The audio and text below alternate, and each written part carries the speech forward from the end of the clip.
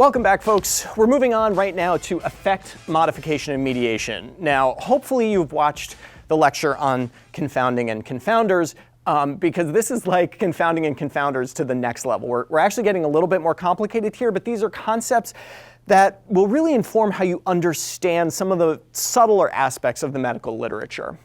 So our goals here are basically to describe what effect mediation is, why does a treatment work, and effect modification, how the same treatment can have different results in different people, and how we attempt to evaluate these things. So we're going to start with a bit of a contest here, a beef jerky eating contest.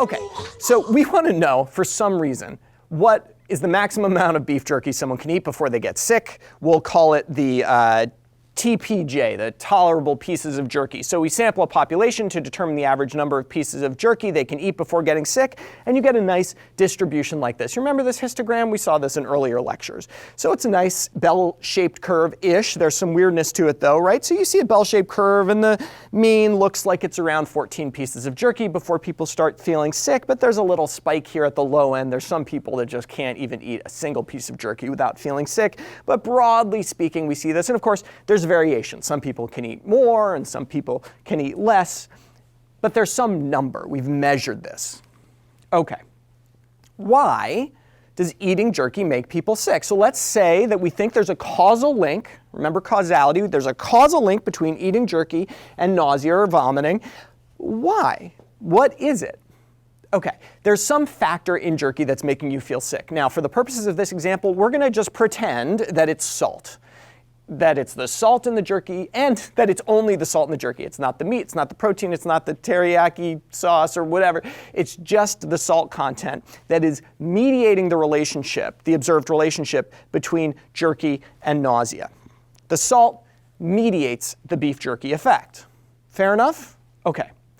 Let's say then that we measure the salt content in each piece of jerky you eat, and so we have that measurement, okay? We have not only the number of pieces of jerky you eat, but the number of grams of sodium you ate. If we adjust for the number of grams of sodium, just like we did for confounding, right? We put it into our statistical software, we say, account for the sodium, what is the relationship between jerky and nausea? We would find there's no relationship, okay? We just got rid of the relationship because, remember, I told you that sodium is the only thing that accounts for the relationship between jerky and nausea.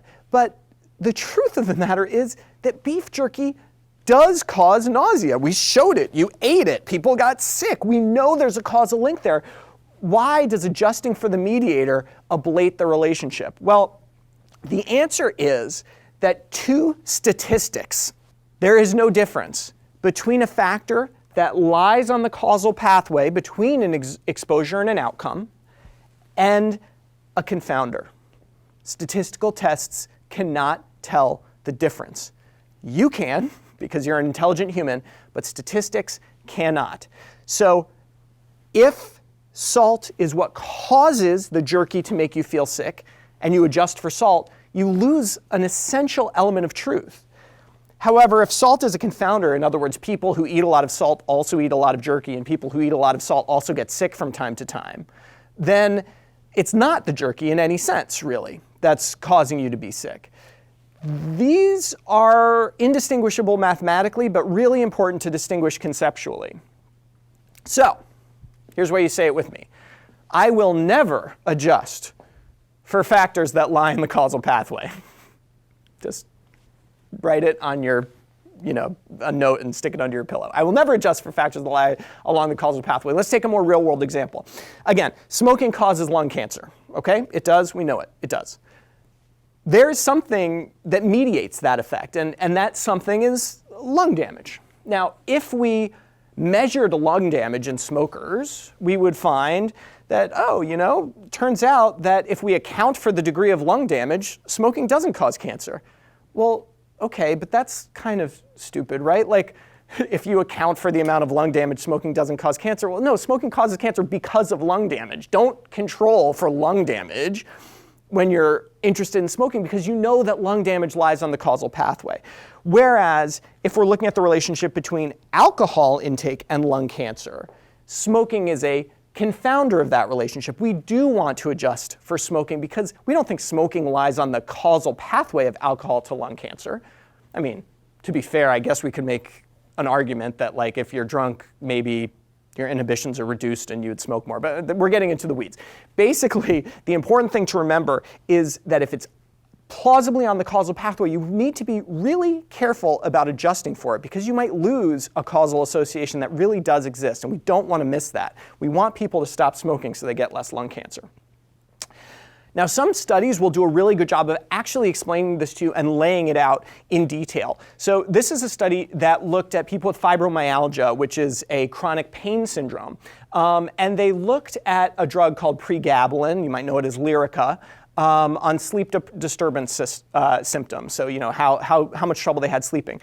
And what they found was that, sure enough, giving people Pregabalin, this was a randomized trial, so there's causality here, giving people Pregabalin led to improved sleep. But their question was why? What is mediating the improved sleep? Is it something inherent to the Pregabalin effect on the brain? Does it make you tired? Does it make you sleepy? Or is it because the Pregabalin is reducing pain? Well, they asked people, how's your pain doing? And sure enough, people who got Pregabalin had reduced pain. They can then break up the effect of Pregabalin into a direct effect. There's something, we don't know what's causing it, it's just working on your brain to make you sleep better. And an indirect effect that is mediated by decreased pain. Because you know what? If your pain level is decreased, you're just going to sleep better. Now, both of these are still on the causal pathway, right? Pregabalin really does improve your sleep. Just because we know that the mediators decrease pain doesn't take it away from Pregabalin. Pregabalin is the thing that reduced the pain. So it should get the credit for that. Effect mediation is about understanding why. And that's basically it. Now, this lecture was going to talk about mediation versus modification. And because these words sound so similar, people often get them confused. But they're actually quite different. And so I'm going to go back to the jerky example. And I'm going to imagine we do a randomized trial. And we have two types of jerkies now. Okay? We have Louise's low-salt jerky, and we have Sal's high-sodium jerky. Okay? So we've got the low-salt jerky and the high-salt jerky. And remember, we've posited that salt is the thing that makes you sick in jerky. Okay? So you sort of know what the results of this study are going to be. We run a randomized trial to see how much of each type of jerky people can eat before they get sick. And since we know that salt is a mediator, the results aren't surprising. So you can eat 15 pieces on average of Louise's jerky before getting sick, but only 7 pieces of Sal's jerky before getting sick. And we have a conclusion. We say it takes roughly half the amount of Sal's jerky to make you nauseated compared to Louise's. Fair enough. We did the experiment. Everything is hanging together and makes sense. Now,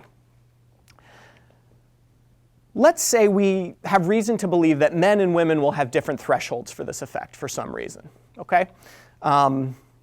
So easy enough. We enrolled a bunch of different people in this study. Let's look at the effect in men versus women. All right, well, men can eat on average 20 pieces of the low-salt jerky and 10 of the high-salt jerky. So that's a ratio of 2. They can eat twice as much low-salt jerky before feeling sick. Women can eat on average 10 of the low-salt and 5 of the high-salt. So again, a ratio of 2. Those ratios are the same, right? So both men and women can eat twice as much low-salt jerky as high-salt jerky. But you notice that the sort of baseline amount that women are able to tolerate is lower. This is not effect modification. The effect that we're measuring, which is that ratio of how much jerky you can eat if it's low-salt versus high-salt, is the same in men and women. Yes, women can tolerate less at baseline, but the overall effect is the same. So the example in medicine would be if I'm giving you a drug to prevent heart attack, and I have one group of people who have a really high risk of heart attack. Let's say their risk is 20% in the next year. And one group with a low risk, their risk is 1% in the next year. If the drug cuts the risk in half in both groups, That is not effect modification. It says, well, the drug works. It works in the high-risk people. It works in the low-risk people. It cuts the risk in half in both, even though one group went from 20% to 10% and one group went from 1% to 0.5%. The overall effect of the drug is the same. We conclude that there's nothing special about how the drug works in high-risk people versus low-risk people. It just cuts the risk across the board. OK, not effect modification. Now this is effect modification.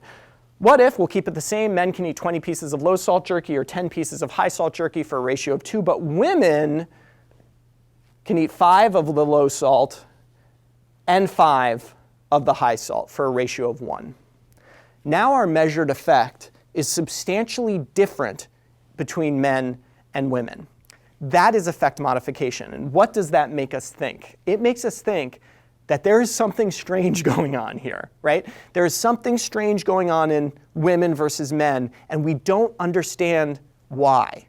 We had posited that everything was mediated by salt, but now we have to start thinking, OK, is it not salt in women? Is it the salt in the men but not in the women? So this change in the ratio, that effect modification prompts us to start exploring why things are working differently.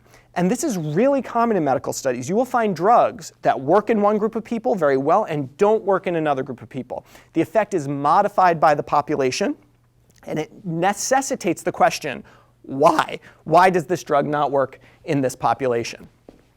So let's look at an interesting example. There's a drug called Topiramate, which actually started off life as an anti-seizure medication, but it was found that people who were taking it were less likely to binge drink, which is kind of an interesting and useful side effect. So a randomized trial was conducted that randomized people to placebo versus Topiramate. They were all heavy drinkers, and they just looked to see how much they drank over time. And you can see the overall effect right here at the top of the graph. The people in the Topiramate group in green do quite a bit better than the placebo group. You could wash your hands there, walk away and say, good for us, Topiramate works, let's give it to heavy drinkers. But the researchers did something really interesting. They looked at the genotype of certain genes that were associated with drinking in all these patients. And they broke it down into 3 different gene variants. And what you can see is that the Topiramate only works in people at the far left with a very specific gene variant. It doesn't work in the other people. That is effect modification. The effect of Topiramate has been modified by the genetic environment that it's going into. Weird, right? like the cool thing about effect modification is why? What is it about this gene? This leads to a whole series of other questions, which is why researchers are often very keen to explore these types of effects in the studies that they're looking at. So our take-home points here is that a mediating factor, effect mediation, tells you why an intervention may be working. We do not adjust for mediators. Do not adjust for things on the causal pathway. You'll get rid of causality where causality exists, which is something we never want to do. An effect modifying factor is something that reveals that the observed effect is different in different populations for some reason, and that leads to a bunch of other interesting questions. That effect modification is not just due to baseline risk. Remember, it's not the fact that women can tolerate less jerky. It's about the effect of the high versus low salt jerky on women versus men. So it's a little more subtle than just the baseline risk.